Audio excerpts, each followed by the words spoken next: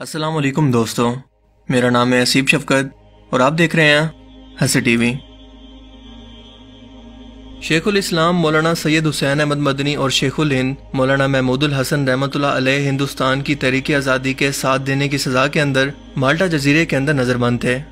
یہاں ان کے ساتھ ایک انگریز جنرل بھی سزا کے طور پر قید تھا جس کا کورٹ مارشل ہوا تھا۔ مولانا سید حسین احمد مدنی نے ان سے پوچھا کہ خلافت عثمانیہ مسلمانوں کی ایک کمزور سی خلافت ہے، مگر پھر بھی کیا وجہ ہے کہ برطانیہ، اٹلی، فرانس اور امریکہ جیسی طاقتیں اس کے پیچھے پڑی ہوئی ہیں؟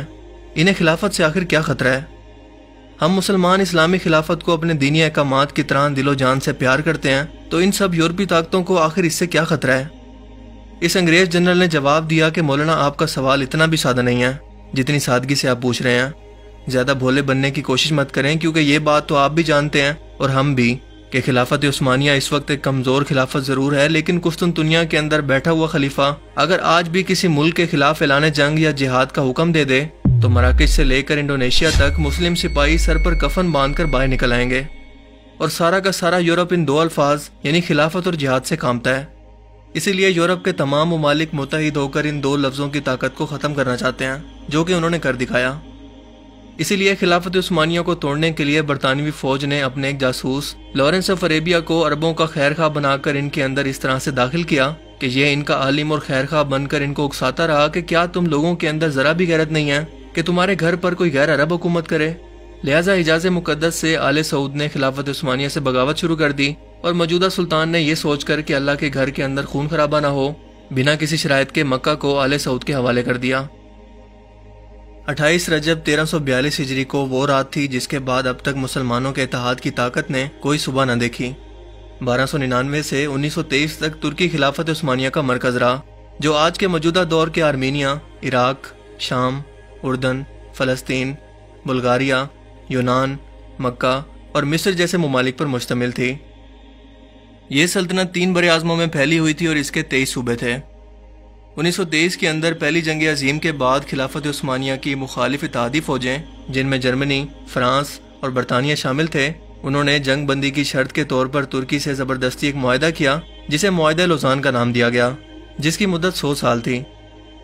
اس معاہدے پر دستخط کرنے والا ترکی کا فوجی جنرل مصطفیٰ کمال اتا ترک تھا، جس کے بعد 3 بر اعظموں پر پھیلی 600 سال سے قائم خلافت کا خاتمہ کر دیا گیا۔ وہ سلطنت جس نے اس وقت کی سپر پاور یعنی کہ صلیبی اور منگولوں کی نیندیں حرام کر رکھی تھی۔ اس معاہدہ لوزان کے بعد ترکی کے سب سے بڑے وسائل یعنی پیٹرول کی ڈرلنگ پر پابندی لگا دی گئی۔ اس کی بندرگاہ، جو کہ ہر ملک کے لیے اور اس کی اکانومی کے لیے ایک شہر کی حیثیت رکھتی ہے، اس پر پابندی لگا کر اسے عالمی ملکیت قرار دے دیا گیا۔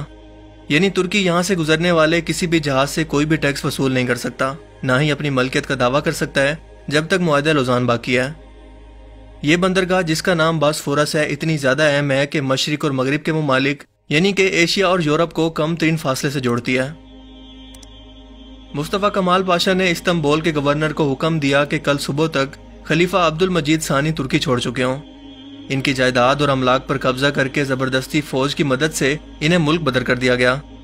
3 مارچ 1924 کو ترکی کی قومی اسمبلی نے خلافت کے خاتمے اور مذہب کو دنیا کے قانون سے علیحدگی کا قانون پاس کیا، اور یوں اسلام اور خلافت پر پابندی لگا کر ترکی کو ایک سیکولر ریاست قرار دے دیا گیا۔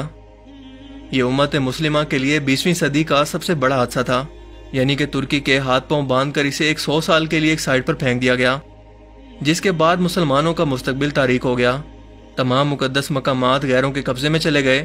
عرب سرزمین پر اسرائیل نے جنم لیا، جس کے بعد شام، عراق، لبنان، افغانستان، برما، فلسطین اور کشمیر کے اندر مظلوم مسلمانوں کی آہو پکار پوری دنیا سن تو رہی ہے، لیکن آج تک نظریں پھیر رہی ہے۔ مسلمان ممالک نے اپنا اقتدار بچانے کے لیے غیروں کی حمایت حاصل کر لی اور اپنا تابناک ماضی بھلا دیا۔ یہودیوں کے لانچ کردہ اور ان کی خفیہ تنظیم فری میسنری کے بہت بڑے ممبر مصطفیٰ کمال اتا ترک کی قیادت کے اندر ترکی مسلسل دین اسلام سے دور ہوتا چلا گیا۔ اس نے اسلام کی مخالفت کے اندر ہر وہ کام کیا جس سے دین اسلام نے کرنے سے منع کیا، اور یوں اسلامی ترکی کو سیکولر ترکی کے اندر بدل دیا گیا۔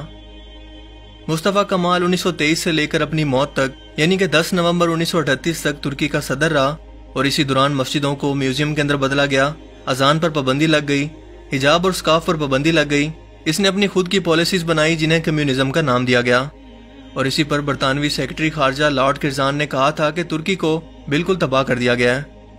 इसके हाथ पांव इस तरह से बांध दिए गए हैं कि वो दोबारा कभी भी अपनी खोई हुई अजमत को बहाल नहीं कर पाएगा, क्योंकि हमने इसकी रूहानी ताकत यानी कि मजहब और इस्लाम को ख़त्म कर दिया है। और फिर तारीख ने देखा कि इसके बाद मुसलमान उम्मत की वो हालत हुई जैसे कोई छोटा बच्चा अपने वालिद के साए से महरूम हो गया हो। खिलाफत ख़त्म हुई और इसे छोटी छोटी रियासतों के अंदर तब्दील कर दिया गया, जिसके बाद 40 मुल्क वजूद में आए। हर रियासत को अपना आइन, कानून, झंडा और कौमियत देकर तकसीम कर दिया गया, जिसके बाद एक के बाद एक इस्लामी ममालिक पर कुफार ने भूखे भेड़ियों की तरह हमले करने शुरू कर दिए और मुसलमानों की नस्ल कुशी होने लगी और अपनी बका की जंग लड़ने के लिए वो अकेले रह गए। कोई भी इनके सर पर हाथ रखने वाला और इनके लिए आवाज़ उठाने वाला या लड़ने वाला अब बाकी नहीं रहा था।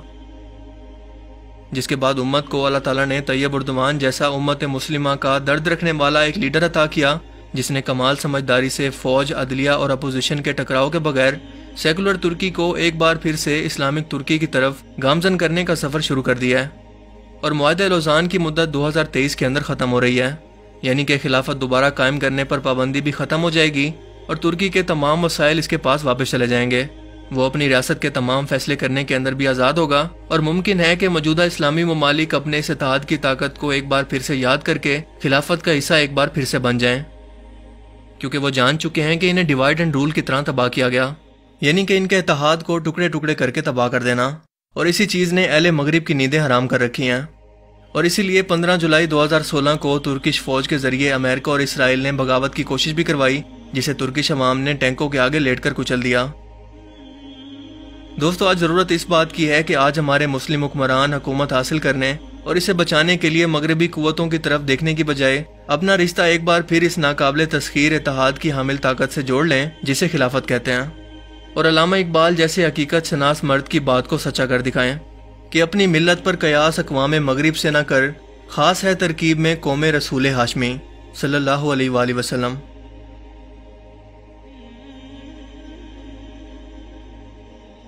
मुझे उम्मीद है कि आज की इस वीडियो से आपको बहुत कुछ नया जानने को मिला होगा और ये वीडियो आपको पसंद आया होगा। अगर ये वीडियो आपको अच्छा लगा तो इसके लिए एक लाइक तो बनता है यार, और अगर बहुत अच्छा लगा तो इसे दोस्तों के साथ भी ज़रूर शेयर करें। अब मैं मिलूंगा आपसे किसी नई इसी तरह की इंटरेस्टिंग वीडियो के अंदर। तब तक के लिए अपना बहुत सा ख्याल रखिएगा। Thanks for watching this video. अल्लाह हाफिज़।